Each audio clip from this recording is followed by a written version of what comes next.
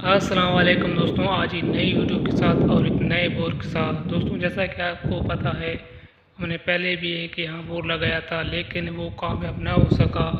इसलिए हम अब दोबारा एक नया बोर लगा रहे हैं। ये उस पहले वाले बोर से थोड़ा छोटा है लेकिन ये काफ़ी अच्छा है। उससे वो आगे नहीं जा रहा था, नीचे पत्थर आ गया था, इसलिए अब ये नया आ गया है। ये बिल्कुल ऐसा पत्थर को तोड़ता है जिसको जैसे इसके पास हथौड़ा है।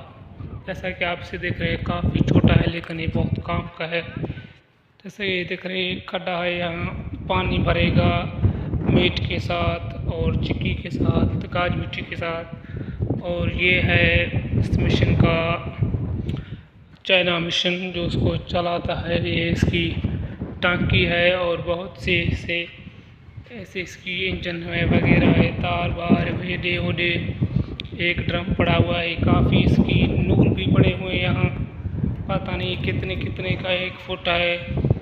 और यहाँ एक सीट भी मौजूद है और भी काफ़ी सामान मौजूद है।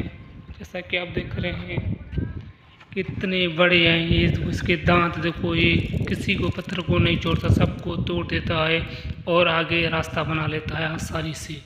ऐसे बहुत हैं, छोटे बड़े बहुत हैं ऐसे।